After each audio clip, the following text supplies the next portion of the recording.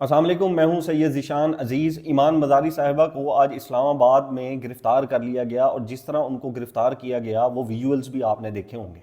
वो विजुअल्स जब मेरी नज़र से गुजरे तो मुझे तो ऐसा लगा जैसे पाकिस्तान का कोई बहुत बड़ा दहशतगर्द जो है वो उसको गिरफ़्तार करने की कोशिश की जा रही है और वो भाग रहा है, लेकिन ऐसा नहीं था।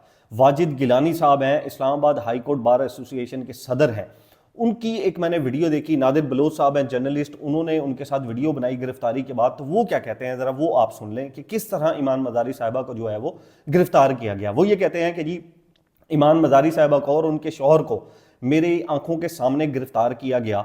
ईमान मज़ारी साहिबा को एक जो एहलकार था जिसने मुंह छुपाया हुआ था, उसने इन खातून को नेफे वाली जगह यानी कि शलवार वाली जगह से जिस तरह मर्दों को पकड़ा जाता है वहां से उनको पकड़ा और फिर गर्दन से उनको दबोच कर आगे की तरफ लेकर गए और उनको गिरफ्तार किया गया और वहां पर तशद्दुद का निशाना बनाया गया। अब ये तशद्दुद ही होता है ना कि आप किसी खातून को उसकी इस तरह से बेहुरमती करें कि उसको नेफे से पकड़ें, यानी कि आपके पास कोई भी फीमेल पुलिस का स्क्वाड नहीं था, कोई फीमेल पुलिस एहलकार नहीं थी जो ईमान मज़ारी को अरेस्ट करती, और फिर जब आप अरेस्ट कर रहे हैं तो आप उनके नेफे के ऊपर हाथ डालकर उनको अरेस्ट कर रहे हैं। और फिर नादिर बलोच साहब की मैं वो भी स्टेटमेंट पढ़ रहा था कि वहां पर जो सहाफ़ी वीडियो बना रहे थे उनके भी मोबाइल तोड़े गए। देखें, ईमान मज़ारी साहिबा की जो चीज़ें हैं उनकी या स्टेटमेंट्स हैं उनसे इख्तलाफ किया जा सकता है, लेकिन किसी भी तरीके से उनकी बेहुरमती या उनको जलीलो ख्वार नहीं किया जा सकता। अब ये जिस तरह पकड़ा गया है, और ये वाजिद गिलानी साहब बता रहे हैं, ये कोई आम आदमी नहीं बता रहा। और वाजिद गिलानी साहब के बारे में ये कहा जाता है कि ये हुकूमत के हामी है, यानी कि इनको जो है वो हुकूमत की सपोर्ट रही है इस इलेक्शन में, और इसलिए वाजिद गिलानी साहब को उनकी साइड का बंदा जो है वो कहा जाता है। लेकिन वाजिद गिलानी साहब अगर ये स्टेटमेंट दे रहे हैं तो आप सोचें कि किस तरह जो है वो उनको फिर गिरफ्तार किया गया होगा। जब ये गिरफ्तारी के मनाजिर आए तो मैं काफी घंटे इंतजार करता रहा कि कहीं से कोई स्टेटमेंट आएगी।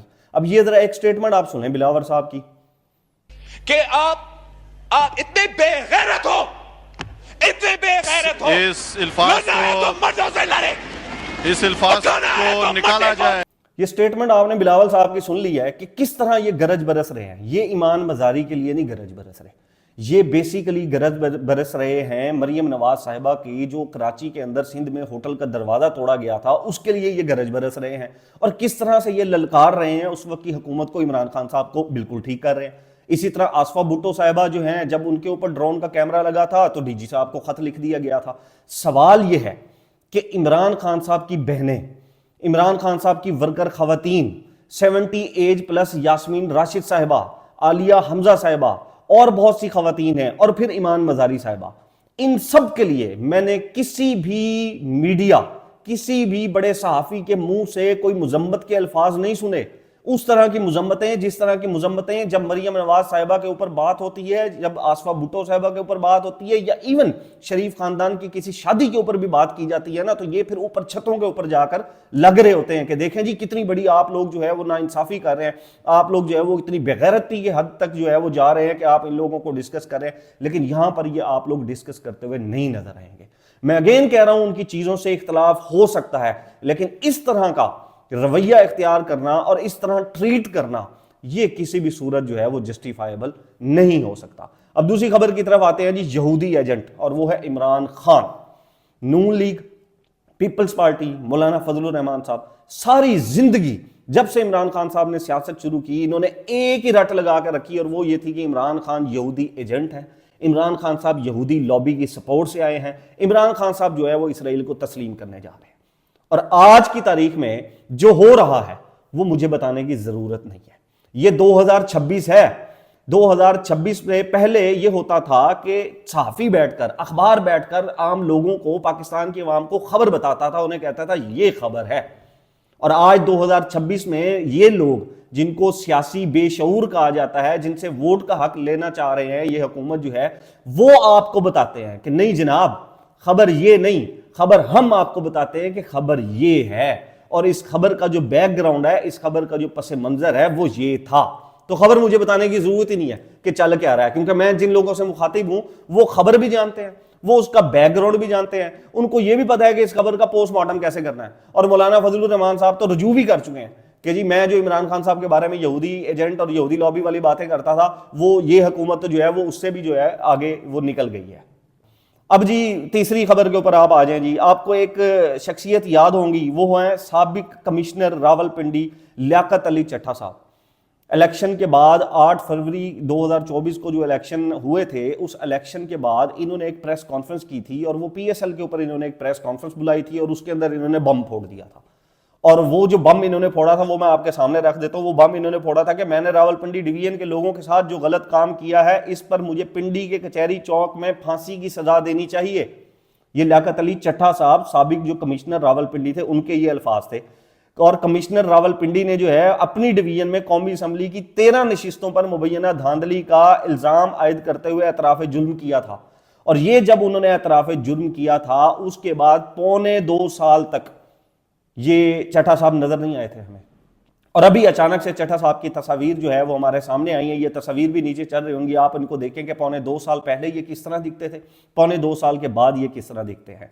1.25 साल इस निज़ाम में, इस सिस्टम के अंदर एक साबिक कमिश्नर लापता रहा, गायब रहा, लेकिन किसी ने कोई नोटिस नहीं लिया। और ये जो अब की तस्वीर है वो ये कहा जा रहा है कि इनके वालिद साहब की वफात हुई, जहां पर ये जो है वो मंजर आम के ऊपर आए और इनकी ये तस्वीर जो है वो गर्दिश कर रही हैं। और रावलपिंडी में इन्होंने पीटीआई के हक में स्टेटमेंट जो है वो प्रेस कॉन्फ्रेंस वहां पर दी थी और उसके बाद ये जो है वो गुम हो गए थे। तो निज़ाम जो है वो पाकिस्तान के अंदर इस तरह जो है वो चल रहा है। अब थोड़ी सी बात कर लेते हैं जी महंगाई के ऊपर और मईशत के ऊपर। आपको याद होगा इमरान खान साहब के दौर में हमारे बहुत से जो सहाफ़ी थे ना, वो पब्लिक ओपिनियन करने जाते थे, लोगों के पास जाते थे। बहुत से कुछ तो सहाफ़ी ऐसे थे जो इतवार बाजार भी जाते थे और जब इतवार बाजार से वापस आते थे तो वो ट्वीट करते थे कि इतवार बाजार जाना हुआ और लोगों से इस हुकूमत के बारे में मुगाजलात सुनकर जो है वो ओए होए होए होए होए इस तरह के जो है वो ट्वीट होते थे, पब्लिक ओपिनियन चल रहे होते थे और महंगाई के ऊपर सुबह शाम मातम चल रहा होता। बिल्कुल ठीक था, इमरान खान साहब के दौर में महंगाई थी, उस महंगाई को सामने लेकर आना, लोगों की बात करना बिल्कुल ठीक है। लेकिन अचानक क्या होता है कि 2022 के बाद जैसे इमरान खान साहब जाते हैं, इन सब सहाफियों ने खाना पीना छोड़ दिया। इन सब सहाफियों को महंगाई नजर ही नहीं आती। इन सब सहाफियों ने मार्केट में निकलना छोड़ दिया। इन सब सहाफियों ने बाजारों में जाना छोड़ दिया। इन सब सहाफियों ने इतवार बाजार जाना छोड़ दिया। इन सब सहाफियों को महंगाई नहीं नजर आई। जब इमरान खान साहब के दौर में पेट्रोल जो है वो 150 रुपए लीटर होता था तो चीखें होती थी, क़यामत टूट पड़ती थी, बिल्कुल टूटनी चाहिए थी। लेकिन आज वही पेट्रोल 250 के ऊपर है तो मुतमईन बनकर वहां पर बैठे हुए हैं, इसके ऊपर कोई प्रोग्राम नहीं हो रहा। प्रोग्राम ये हो रहा है इमरान खान साहब जेल में बैठकर देसी घी में बने हुए देसी मुर्गे खा रहे हैं।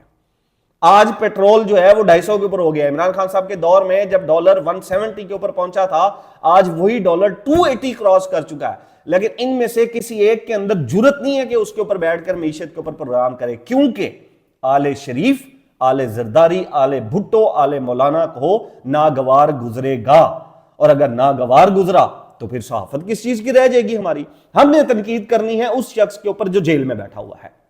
चीनी डबल रेट के ऊपर पहुंच गई है, गंदुम आटा डबल रेट के ऊपर पहुंच चुका है, दालें डबल रेट के ऊपर पहुंच चुकी हैं, बेरोजगारी बढ़ चुकी है, महंगाई बढ़ चुकी है, बिजली डबल ट्रिपल रेट के ऊपर आ चुकी है। लेकिन हमने बात नहीं करनी। ना हमने इतवार बाजार जाना है, ना हमने लोगों के अंदर जाकर बात करनी है, लोगों के मसाइल सुनने। हमने सिर्फ टीवी के ऊपर बैठकर बात करनी है इद्दत केस की, हमने बात करनी है तोशा खाना की घड़ी की, और हमने बात करनी है कि इमरान खान जेल में बैठा क्या खा रहा है।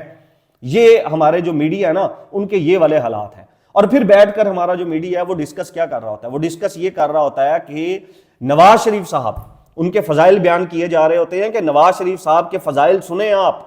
उनके फजाइल ये हैं कि जनरल राहील शरीफ साहब के बारे में कहा जाता है कि जी उन्होंने मुबैना तौर पर एक्सटेंशन मांगी थी और नवाज शरीफ डट गया था। और उन्होंने जो है वो राहील शरीफ साहब ने कहा था कि एक्सटेंशन दे दे और पनामा भूल जाएं, यानी कि आपके पनामा सब कुछ सॉर्ट आउट कर दिया जाएगा। लेकिन उस वक्त नवाज शरीफ साहब डट गए थे और नवाज शरीफ साहब ने कहा था कि नहीं, वोट को इज्जत दो, मेरे असूलों के मुताबिक मैं एक्सटेंशन नहीं दूंगा। लेकिन वही नवाज शरीफ जो है जब आते हैं जनरल बाजवा की बारी में तो पूरी पार्टी के साथ लेट जाते हैं, पूरी पार्टी के साथ लेट कर उसको एक्सटेंशन दे देते हैं। अब सवाल यह है कि नवाज शरीफ साहब की कौन सी खसूसियत के फजाइल बयान करने हैं? जनरल राहील शरीफ वाले बयान करने हैं जब वो डट गए थे, या बाजवा साहब वाले करने हैं जब ये लेट गए थे पूरी पार्टी को लेकर कि पूरी पार्टी जनरल बाजवा साहब की एक्सटेंशन के लिए लेट जाओ? तो भाई किसकी तारीफ करनी है? मैं तो कभी भी नहीं कहता कि इमरान खान साहब ने बहुत कुछ अच्छा किया। मैं तो क्रिटिसाइज करता हूं कि पंजाब में जो बुजदार साहब लगाए गए, वो पंजाब के ऊपर जो है वो जुल्म किया गया। मैं तो उनकी बहुत सी चीजों के ऊपर क्रिटिसाइज करता हूं। मैं तो उनकी एक्सटेंशन के ऊपर भी क्रिटिसाइज करूंगा कि एक्सटेंशन नहीं देनी चाहिए थी। लेकिन मीडिया में क्या बातचीत आजकल जो हो रही है, वो बातचीत ये हो रही है कि जी आप इमरान खान साहब के ऊपर बात करें ना, शेख रशीद को क्या कहा करते थे, और परवेज इलाही को पंजाब का बड़ा डाकू कहा करते थे, और अचकजई साहब को दुपट्टा लेकर वो कहा करते थे, बहुत गलत कहा करते थे। इमरान खान साहब को नहीं कहना चाहिए था। और जी देखें, अब इमरान खान साहब ने वही अचकजई हैं, वही परवेज जो है वो इलाही साहब है, और वही शेख रशीद साहब है। बिल्कुल ठीक है, लेकिन ये क्यों नहीं बताते हो कि ये वही जरदारी साहब को ताहयात इस्तशरा दी गई जिनको ये शरीफ बिरादरान ने सड़कों के ऊपर घसीटना था, जिनके पेट से पैसे निकालने थे। ये वही 10% है जिनको 10% कहा जाता था। हमें तो नहीं पता था कि कौन चोर है। मैंने तो कभी किसी को चोर नहीं कहा था। मैंने तो नवाज शरीफ साहब, शहबाज शरीफ साहब के मुंह से सुना था कि जरदारी चोर है, और जरदारी के मुंह से सुना था कि ये शरीफ खानदान जो है वो चोर है। मौलाना साहब के मुंह से हमने सुना कि ये सब लूट पाट कर जो है वो पूरा मुल्क खा गए। हमें तो नहीं पता था। इन दोनों ने हमें बताया कि चोर कौन है। इमरान खान साहब आए, उन्होंने आकर ये बताया कि ये दोनों कह रहे हैं ये चोर है, और मैं कहता हूं कि ये तीनों चोर है, ये सब के सब चोर है, ये एक दूसरे को कह रहे हैं, मैं तुम्हें बताता हूं कि ये दोनों चोर हैं। तो उन्होंने तो वही बात की जो आप लोग बातें हमें समझा रहे थे पूरी कौम को, और उसी बुनियाद के ऊपर आप लोग जो है वो इलेक्शन लड़ते थे। अब बैठ कर क्रिटिसाइज करते हैं इमरान खान साहब को कि जी देखें जिद में बैठा हुआ है और डील क्यों नहीं कर रहा। भाई वो नहीं बनना चाहता नवाज शरीफ, क्योंकि अभी जो परवेज इलाही साहब के बारे में स्टेटमेंट्स देते थे तब कहा जाता था ये बंदा सियासतदान नहीं है, सियासतदान इस तरह बिहेव नहीं करते, ये स्टेटमेंट्स नहीं देनी चाहिए। अब इमरान खान साहब जब सियासत सीखते जा रहे हैं, अब जब उन लोगों को साथ मिलाते जा रहे हैं, तो यही लोग मीडिया में बैठ के क्रिटिसाइज करते हो जी देखो यूटर्न ले लिया उसने, जिसके बारे में मजाक उड़ाता था आज उसी को अपोजिशन लीडर भी बना दिया, उसी को वजीर आला भी बना दिया, जिसको सबसे बड़ा डाकू कहा करता था। भाई वो क्या करे।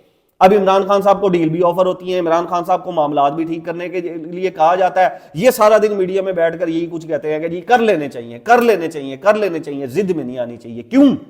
इमरान खान साहब का नहीं सोचते ये।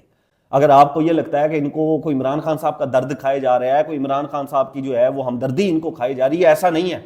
इनको एक और चीज चाहिए कि ये किसी तरीके से डील करके बाहर निकले, और फिर हम कहें आओ जी 1 मिनट जी है कि नवाज शरीफ साहब के ऊपर तो आप कहते थे कि डील करके भाग गया, तो आप भी तो डील करके बाहर निकल के आ गए। इसी वजह से वो बंदा जेल से बाहर नहीं आ रहा।